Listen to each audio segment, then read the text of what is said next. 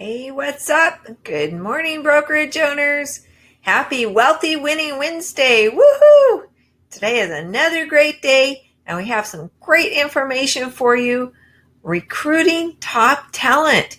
How do you get the best agents to your brokerage? How do you recruit them, find them, and go through that whole process? So that's what this masterclass series is all about. We've actually got 10 classes in our masterclass series. Today is session number 3. We've got some great stuff planned for you, including a workbook. So go ahead and check in. Let us know where you're joining us from today. Welcome, everybody. All right, we have Janice. Hello, Janice. Thank you for joining us. Welcome. All right, we've got more people joining. Awesome. Today is just a fabulous topic. I know that many of us say, oh, I don't want to recruit newbie agents. Well, today we're going to show you why you should maybe think about making a recruitment of newbie agents part of your vital campaign and your overall recruiting plan. All right, thanks everybody for joining us. I see we've got more people logging in. That's awesome. We're going to go ahead and get our video started. Our slide presentation, I guess I should say. Recruit and retain top talent. How to scout, sign, and play the right agents at your brokerage firm. So that's our topic today. Everybody ready? We're going to go ahead and get started. Welcome. Thank you for joining us. I just have to start out by saying we appreciate you taking time out of your busy workday to work on your business instead of spending all your time working in your business. And it's vital to take a few hours every week, at least a few, to work on your business and guide its future direction. So who's ready to hit a grand slam and learn about recruiting top talent? Everybody just go ahead and check in. Let us know where you're joining us from. I'm seeing more people logging in. Today's session is part of our masterclass series. We have several other series. Scale up your brokerage, be the boss and dominate your market, which is all about innovation, drive profits to the max, and today's series, which is all about recruiting. Our goal today is not to just play the game, but change it. And who here is ready to change the game of real estate? Hey, Shakita, I see you. Welcome. I can see you're ready to go too. Awesome. All right. MBA broker consultants. I think you know who we are by now, but we do have consultations. We offer business plans, workshops, and one-on-one consultations, as I mentioned, but also we have videos and online courses such as the one you're in right now. Okay, agent recruiting. Today's topic is all about a farm team in training. So we'll have today is a third of 10 modules all about agent recruiting. And I think you already know me by now. Anyway, I'm very excited to be here with you today. Regina Brown, welcome everybody. All right, our third inning, farm team in training. Here's the 4 bullet points that we're going to go through today. Number 1, who are you targeting and why? We're going to talk about skill sets, personality, and things that don't need a part of a skill or can be learned, as well as how to find and build those right agents. Secondly, we'll review the audience avatars, which we'll find out what that is. Pretty exciting. We'll find out how to position your new licensee program. I guess that's a little bit of a tongue twister there. And then lastly, promote your new licensees into your company. All right, activity workbook is recruit and retain top talent today. Let's find out how to do that. I have an activity workbook for you. Let's see. Module 3. Okay, please let me know if you can download it. It's just a little outline for you to take notes today with the activity workbook. All right, let's dive in. First of all, who are you targeting and why? We're going to start off with a poll here. Carrie said you got the workbook. Okay, great. All right, our first poll is, who are you targeting? Are you targeting A, newly licensed agents, B, seasoned steady producers, or C, top producers? Now we're going to talk about all three of these sort of areas today and the pros and cons of recruiting agents in each of these areas. Today our topic will be about newly licensed agents, but first let's find out who you're targeting. Okay, so far we have 50% on A. Oh, just changed, 67% newly licensed agents, 33% just changed again. Okay. Now we have 75% newly licensed agents, set 25% on B, seasoned steady producers, and nobody said they're targeting top producers. I wonder why, but we're going to find out more about the pros and cons of each of these. So we're going to go ahead and end the poll so we can keep going here. Great job, everybody. As you know, your agents represent you, your brand. They're ambassadors of your company out in the public eye. And when people see your agents, they judge the quality of your brokerage by your agents. Now, in the real estate business, we tend to think of high production as the number one success factor, but in the public's eye, it's not always about the production, but it's about the service. So just remember that are these agents imparting the values and the service that you want to be known as. So who are you seeking? Well, it's important to start out with a list. Now you have a note, a workbook today where you can take notes. You can start out by listing your criteria. What are the must-have things that you want to have in an agent? And what are things that you want but aren't deal breakers, I guess you could say. And here are some of the criteria to evaluate production. We have low producing, medium producing, high producing. To me, the most important thing is not the level of production as it is the trend. So for example, you might have a low producing agent, but if you look at their history, they're trending up and up every month. So that's somebody that you want to have on your side. A values match. Do they share the same values as you and your mission and vision of your company? That's really, really important. As we'll learn about later in this series, the number one reason why agents are fired or terminated is because of an incorrect value match. So you want to make sure that you start with that alignment of the values from the very beginning. Next is geographic area. Do they serve the area where you want to have your company or expand your company? Next is availability. And that comes down to the full-time versus part-time, which is a constant source of discussion, shall we say, in our industry is should you hire part-time agents or not? Or should you just hire full-time agents? So that is more of a personal preference and a business decision and something that you will have to decide on. What about teamwork and attitude? To me, those are some of the most important things. If somebody doesn't have an attitude of gratitude, it's probably not a person I want to work with.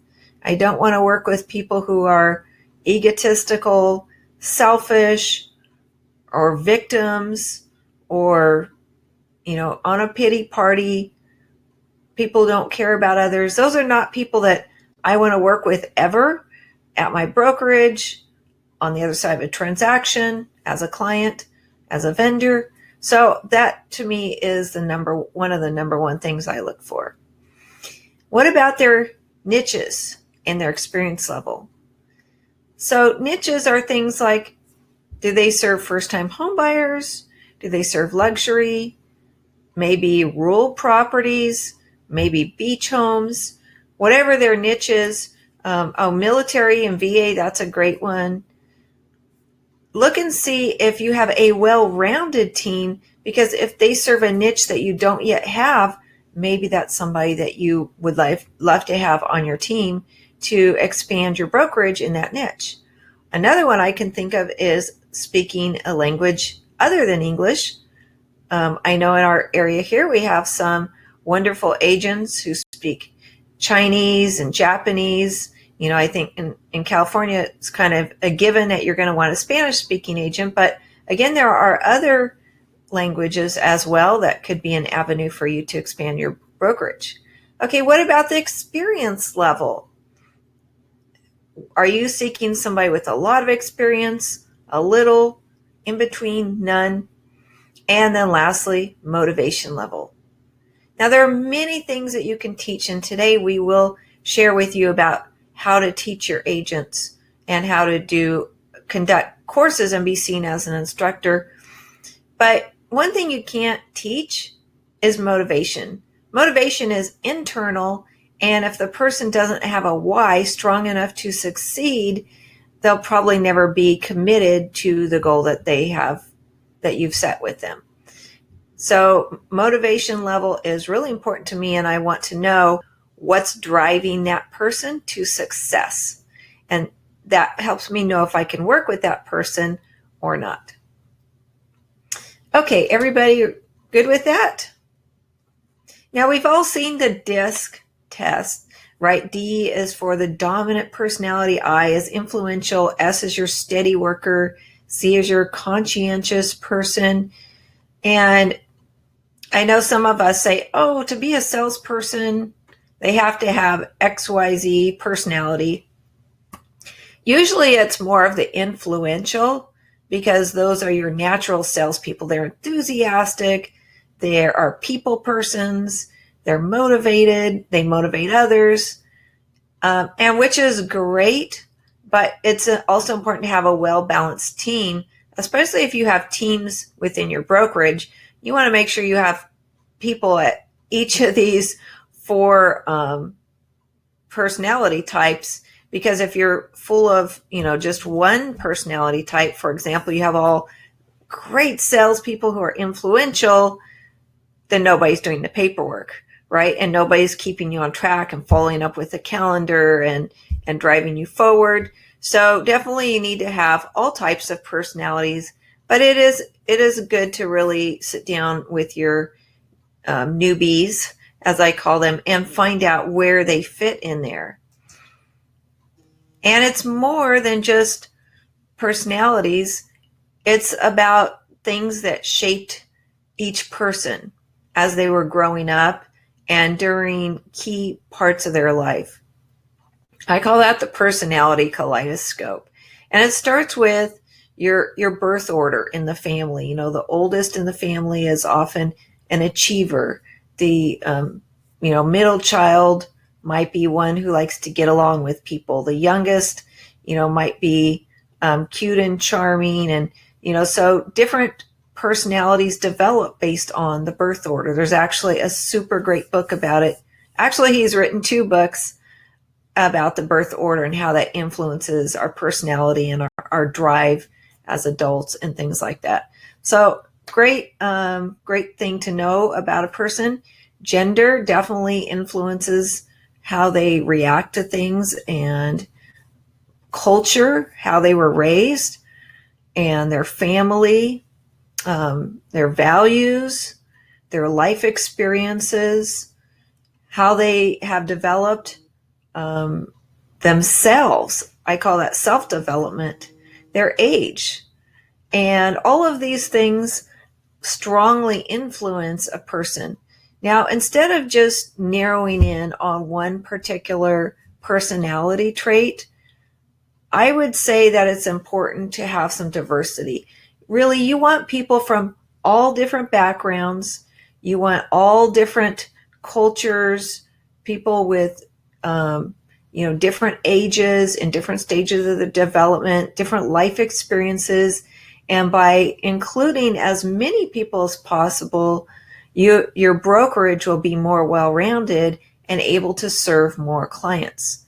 If your brokerage is focused on just one type of agent, then, like say, for example, I'm really young and so I want to hire young agents like me. Okay, I'm not young. I'm just using that for an example. And then you could have a very homogenous group of all really young, tech-savvy, social media-friendly agents, and that would really limit you as far as your client base because you're really only zoned in on one type of client. Okay, so really, I would say to celebrate diverse backgrounds and skills, make sure that you hire people that have a wide range of experience that can add to your brokerage. Now that we're talking about skills, what are skills? Okay, so there's a differentiation here, which we'll see in just a minute, but I call skills things that you have learned, not things that you're naturally born with. So we just talked about things that you're born with, things that shaped your life growing up. I don't call those skills. Skills are things that you learn from education, observation, experience, research, and practice. Those are things that you actually learn how to do during your life. You can build on your natural talent. You can cultivate your strengths. You can develop your weakness. But skills are things that anybody can learn. Okay? So we can't be too quick to judge a person by saying that perhaps they don't have the right skills that we're looking for, because skills can be learned. Okay, so here's my little diagram here, and you can see at the bottom of this, seesaw or teeter-totter, you can see there's natural talent. So built on top of the natural talent on the left, we have your personality. You have strengths and weaknesses. You can cultivate those. On the right, we have your skills. Your skills are something that you can learn. Those are weaknesses that you can develop. And then if you don't develop them, you can delegate them. Okay? So that's a little bit of the skills there. And there are additional things that don't require any kind of talent or any kind of skills. And this is a little chart that somebody put together. I thought it was kind of cute, but it doesn't require talent to be on time. It doesn't require talent, skills, or personality to have a good work ethic, to put forth effort, to have a positive attitude, and to have energy, and to be passionate about something. Okay? Being coachable is something we're going to talk about today. That's super important. Going over and above, being prepared for things. This comes down to more of our values than our talent or skills. And these are things that you'll be looking for in new agents. Are they honest? Are they ethical? Do they have integrity? Are they professional? Are they open to developing new habits? They might not be where you want them to be. As a matter of fact, I guarantee you, your best agent that you recruit is not going to be your best agent when you recruit them, but they will be coachable and able to be worked with and developed, and you're going to teach them how to be a top producer. Okay, everybody good here? We talked about the value alignment. What is your company based on? We see here in the little pyramid. It starts with your vision, mission, and values. Right on top of that, you have your goals and objectives, your best business practices, and then your service leadership. Are you recruiting agents that are in alignment with your value? Or are you just recruiting everybody and anybody because they have a license? We call that the warm body test, right? Get your hand out, breathe on it. Oh, you're alive? We're going to recruit you to our company. But those are the people that you're going to have to let go, and could cost you a lot of time, money, energy, stress, because they didn't have that value alignment to begin with. So always start at the beginning. Now, we just took a poll. We talked about what levels of agents do you prefer? Newly licensed agents, seasoned steady producers, or top producers? There's pros and cons of each of those. So let's talk about that for just a minute. Let's first talk about our top producers. Now, we love top producers, don't we? Top producers sell well. They can sell anything and everything. They can sell things to people that didn't even know they needed something. People that seemingly didn't have money, didn't have credit, weren't qualified, and these top producers can wave their magic wand and get people into escrows and get them closed. So we love our top producers. They drive our production at our company. In our last session, we learned that 20% of our company is made up of top producers. Now, there are some disadvantages as well. For example, they might have drama in their personal life, and it may be messy. It may seep over into their professional life. And that's something that you as a brokerage will have to deal with because it will impact their performance and impact your company.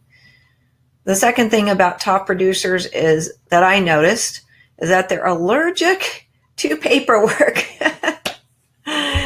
It's those agents that they love writing up transactions, but they can't seem to fill out any of the paperwork correctly. They don't know where the paperwork's at.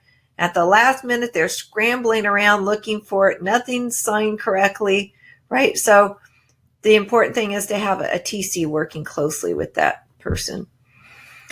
This person, your top producer, may also be an object of frustration by team members and co-op agents.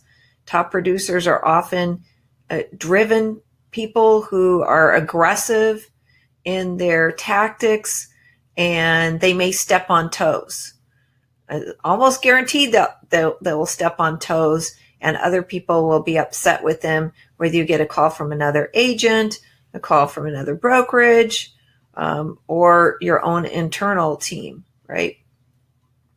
And the other thing about these top producers is that they may be lawsuit prone.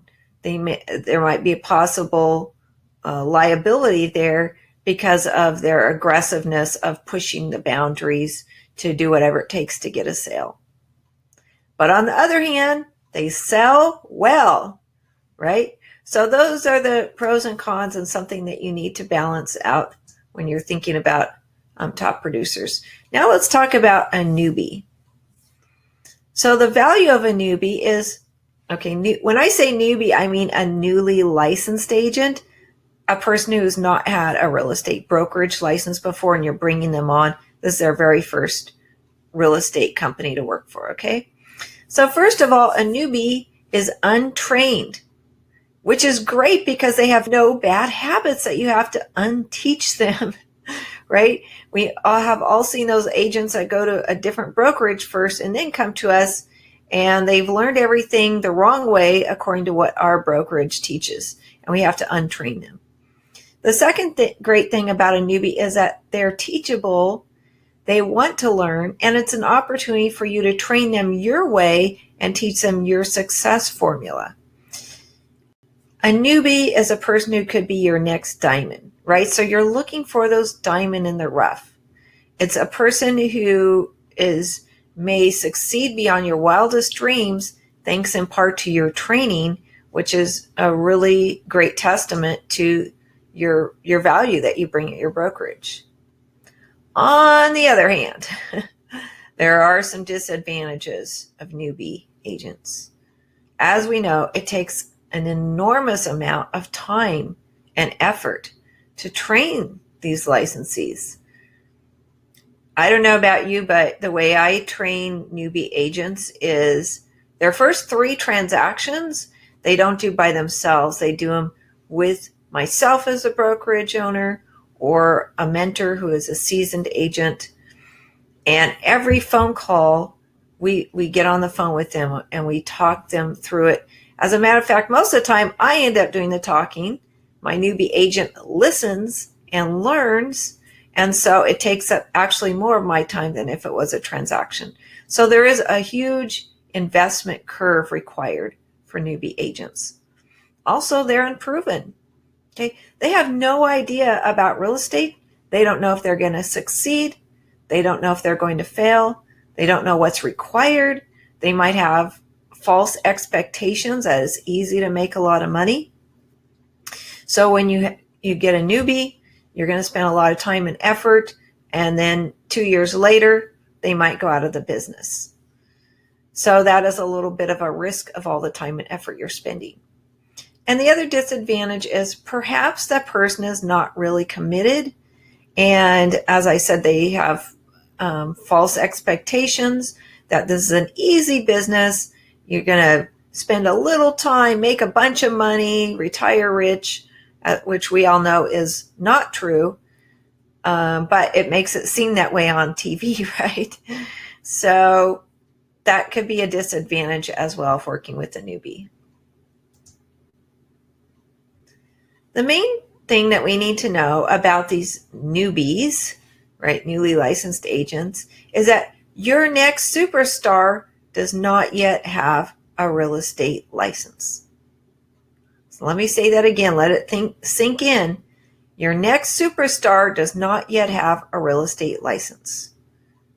So yes, there's some time and effort, investment required on your part to sift through all these new licensees. But one of them is going to be your next superstar that will drive your company, somebody who will be loyal because they feel committed to you and the training that you provided to help them get there. This is a person whom you may eventually promote to a manager. So never stop looking and searching for your next real estate licensee. Always be recruiting, and don't count anybody out because you just never know, right? Don't prejudge. Any questions or comments? Okay, that was our first section. Now we're going to go on to section number 2, build your audience avatars. So, who's heard of an avatar before? We have a little poll for you to see who's heard of that before. What is an audience avatar? Is it A, a video game hero? Sounds like it, huh? Is it B, your Facebook profile picture? Or is it C, a profile of your preferred client? So I'll give everybody a minute to answer that there. Oh, so far we have everybody's saying C so far.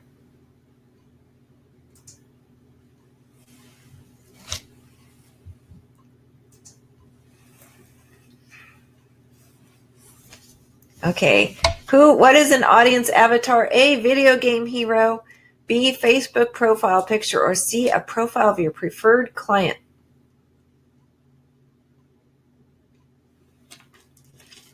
All right, I think everybody's gotten it correct. Yay, it's C, profile of your preferred client. We're going to find out more about that today.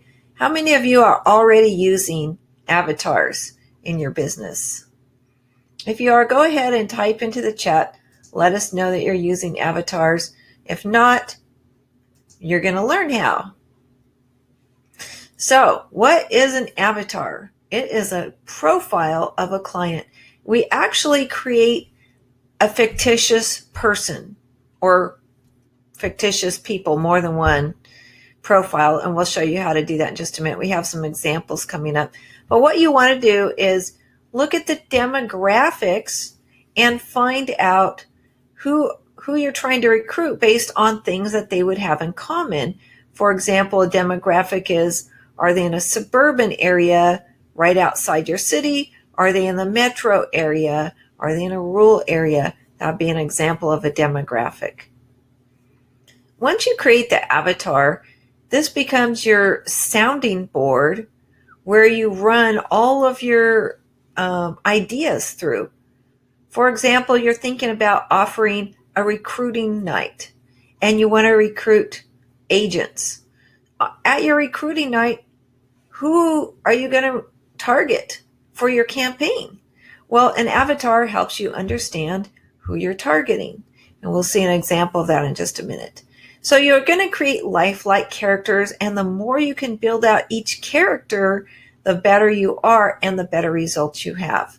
I'm going to give you, when we have some examples, I'm just going to give you some bullet points, but you really want to take the time to make that person real and give them as much of the demographic and character and likes and dislikes and personality as much as you can. All right, and I suggest building 3 for each service or product. Now, it could be a little overkill, especially if you offer a lot of services and products there, but maybe you want to offer, if you offer 5 different services at your brokerage, build out 1 for each, or maybe 2 for each. Okay? All right, who's ready? Let me know if you're ready, because I'm going to give you some examples here. We're going to share 3 avatars with you, just samples.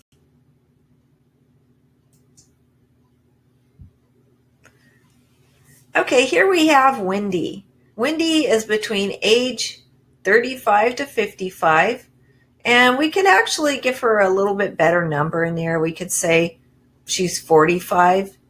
The closer you get to a specific person, the more likely you are for this to be successful.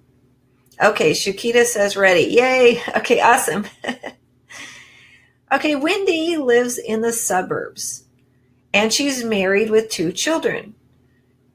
Now, this is an important demographic point. Now, I'm not saying we should discriminate against people because of their age or where they live, their marital status, children, or anything at all. So definitely we don't want to discriminate, but it helps us get into the mind, the psychology of that person by understanding more about their background and where they're coming from. So for example, Wendy's married.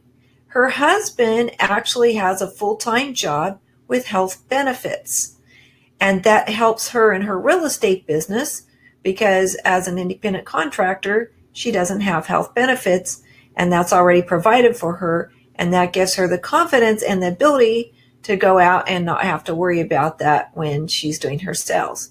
She also has 2 children, and that impacts her life as well.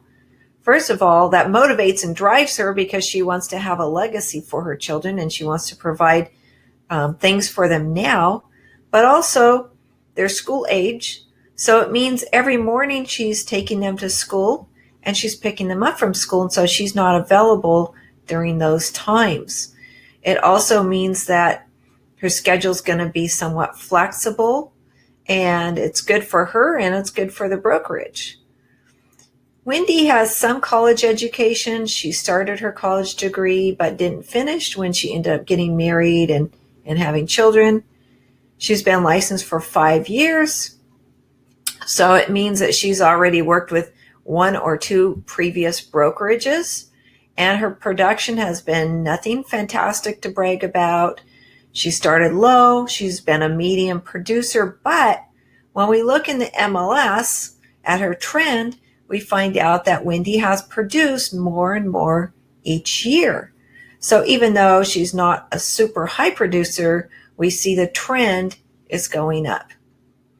Another great thing about Wendy is she's well connected in the community. She's more of an influential person, and because of that, many people in the community believe in her, they trust her, and they turn to her for advice on things, and she is able to influence them positively. Now, how many of you would love to have Wendy as your agent at your brokerage? Go ahead and type into the chat. Just let me know. Yes, I would hire Wendy.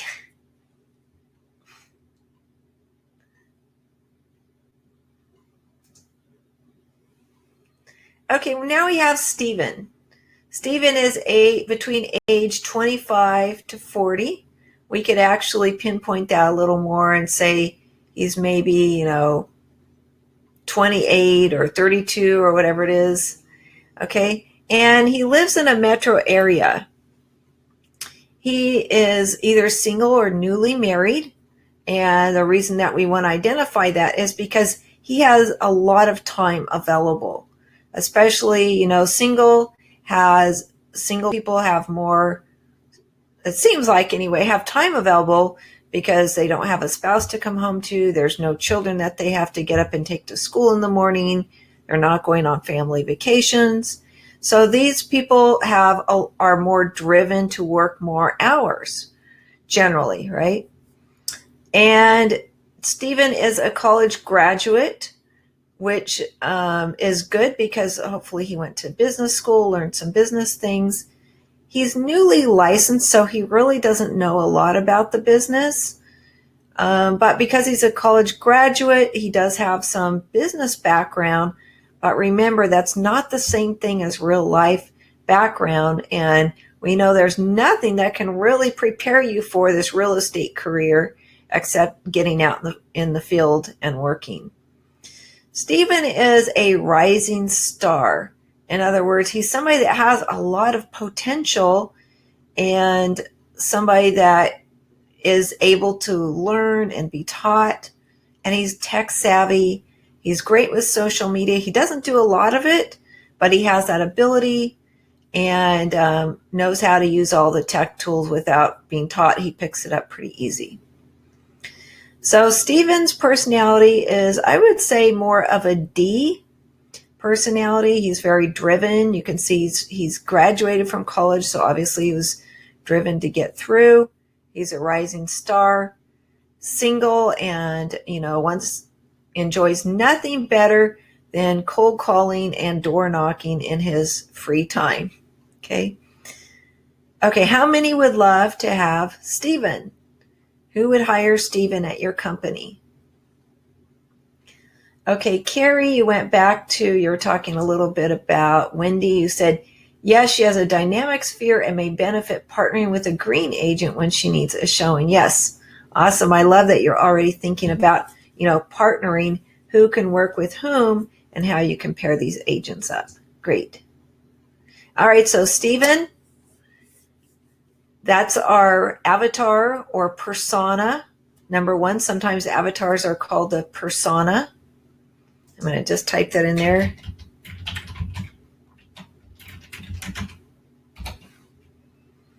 All right, next we have Natasha. Okay, Natasha, we're going to say she's a minority or military, some type of niche.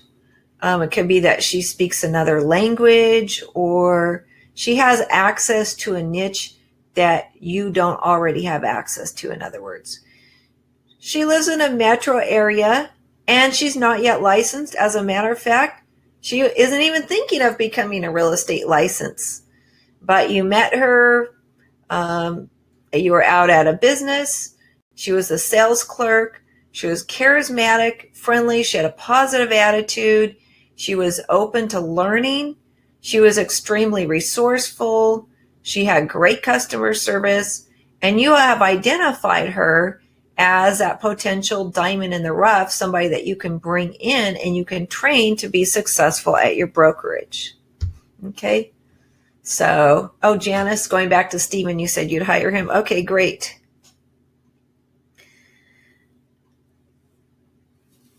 So how many would hire Natasha?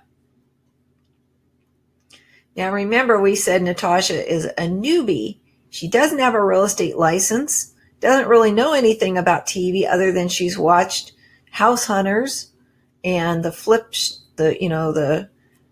flipping shows on TV. Would you hire somebody who's untrained and is not exposed to real estate? Okay, just let us know in the chat. And also if you have any questions, and we're going to keep going here.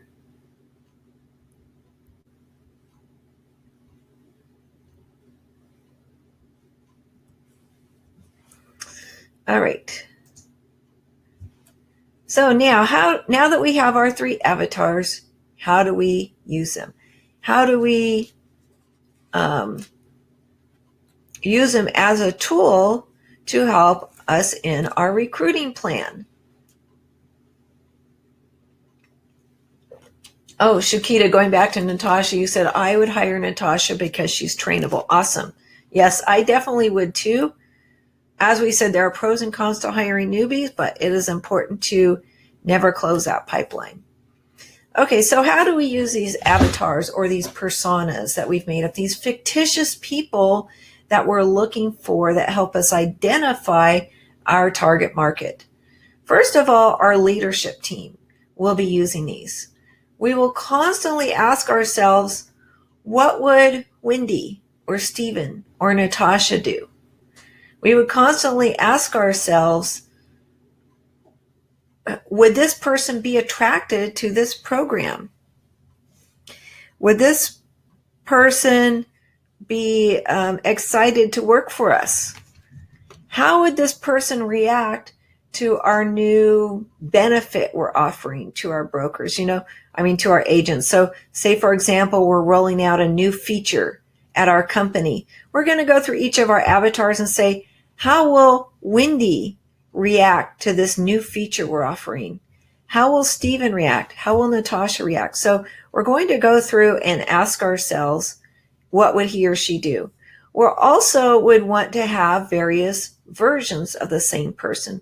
So say, for example, we have Wendy, but we saw Wendy's a female, so maybe you want to make up a male version of Wendy. And, it could be Wendy or Wendell. It could be Stephen or Susan, right? So you want to make up some various versions to try to target each niche that you're seeking of agents. And these are helpful in preparing your recruiting campaigns and making sure that you have all your bases covered and making sure you're talking to real people. I know often, and this is just me talking, but often when I'm writing something, I read it out loud and I ask myself, is this something that I would like or I would do? Well, guess what? I'm not hiring me. And I'm not hiring 100 people that have my exact same personality. So it's a method of putting ourselves in another person's shoes and asking, what would they do? How would this person react? How would this person feel about it? So it's a way of looking at it from another viewpoint. I hope that kind of explains the avatar process a little bit. The important thing is to envision your new team. Put your game plan together and make sure that you have a well-rounded team with a diverse group of people who can fulfill all the needs that your services are being offered to your various buyers and sellers, investors, and corporate clients. All right, now let's talk about positioning your new licensee program. Now we found out that it would be great to have some new licensees, but how do we find them? Where do we get them at? Bingo! Number one way, teaching real estate classes. All right, who's with me? We have another little poll for you here. Do you teach real estate classes? And the answers are A. Okay, our poll is assuming that everybody here teaches real estate classes to some extent. So do you teach your agents internally only, or do you offer classes for the public that you invite other real estate agents to? It's a little tricky because most brokers won't want to send their agents there because they're afraid their agents will be recruited, but there are ways to offer generic classes. Or C, do you teach state-approved licensing programs? And I know my friend Linda Maxwell, she's awesome at that. I know Lonnie Daniels. I know a few other brokerage owners who are approved and teach licensing programs to do the pre-licensing, state-approved, and they teach that on a regular basis, and it's a great source of new agents. Okay, so far we had 100% of brokers saying that they're only teaching internal real estate classes. So let's talk about how to move into other types. Okay. So what are the benefits of teaching? First of all, you attract learners. Wouldn't you agree? These are people who are eager to learn and have an open mind. You have an opportunity to influence people, not just for your brokerage, which is great, but in our real estate industry, you have an opportunity to be part of a positive change, which is always a good thing. And last, it adds to your credibility and your reputation because you become known as an expert in your area, and you are the one that everybody sends their agents to learn and train. Now, looking back at the 3 tiers of non-customers, if you went through my Be the Boss course, right? Boss is a blue ocean strategy. We learned that it's important to reach outside of the unexplored market. In the 3 tiers of non-customers, your current market is that little red circle in the middle, and then you want to reach out to soon-to-be who are non-customers on the edge of the market waiting to jump ship. And that would be, for example, people who want to get their license, but they're turned off by certain things in the industry. And there could be number 2, refusing. So those are people who say, no, I don't want to be a real estate agent. I am happy being this or that in my career. And number 3 are unexplored, and those are non-customers who are in a completely different market, who had never thought about being a real estate agent. So these are 3 tiers of non-customers for you to explore. And we call a customer an agent is your customer, right? So these are non-customers. These are people who are not employed as real estate agents. And by the way, when we talk about blue ocean strategy, that's all about innovation. So this is a very advanced concept. So there's 2 ways to cultivate newbies. One is with the state licensing. You can help them get registered for the exam and pass the exam. Or you can actually, some states, like in California, you can get a list of those who have registered for the exam or pass the exam. So that's one great source. And the other is before the exam. Prior to that, they have to go to real estate school.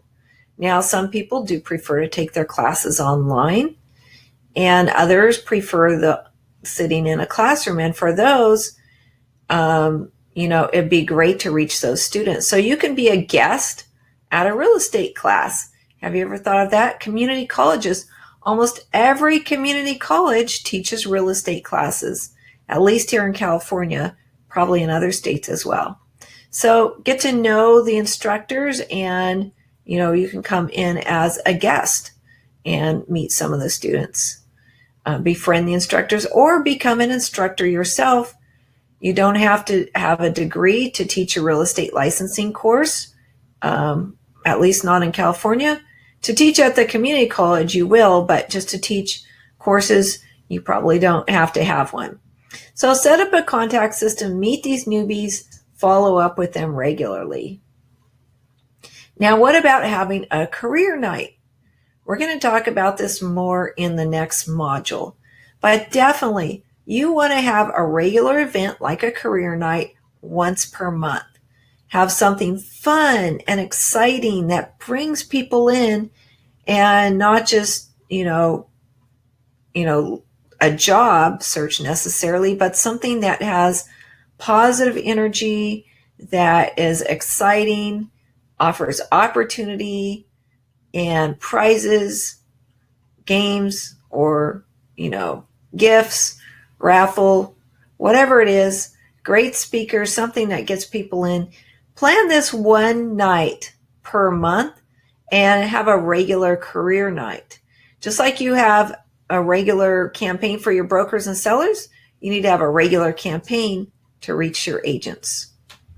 The other thing you can do, instead of going to a licensing company or starting one, is to partner with an existing training company that already has pre-licensing courses.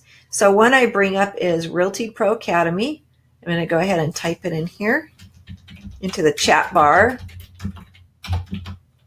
RealtyProAcademy.com. So Realty Pro Academy has courses in almost every state, online courses. And this is a great way that you can get a newbie, and you can guide them through the process. You can help them go online, order their courses, and help them, make sure that they're following up to complete the courses, take the test. And then that's when you have them schedule the exam. And in California, you have the new licensees who are taking the exam before they're licensed. They have the option on the application to put in their name and contact information for their new brokerage. It's optional, but this is an opportunity for you to be their brokerage right out of the gate. As soon as they get their license in hand, that minute you're their broker and they're already working at your company. So if you can start the process early and guide them through, this gives you a great opportunity to influence and impact them and make sure that they stick with your company. All right, last, number 4, promote new licensees into your company. We talked about that a little bit just a minute ago. But for newbies, it's important to hold their hand every step of the way because, again, they have no idea what to expect. Now, if you could just take yourself back to the time when you first got your license and you went to work at a real estate brokerage and how exciting it was, but also how different it was than what you expected. I know for me, it was completely different than what I had imagined. One of the things that really blew my mind was the amount of competitiveness and also the amount of, I call it shark eat shark is what I started calling it, right? The shark eat shark, the agents that really attack each other and,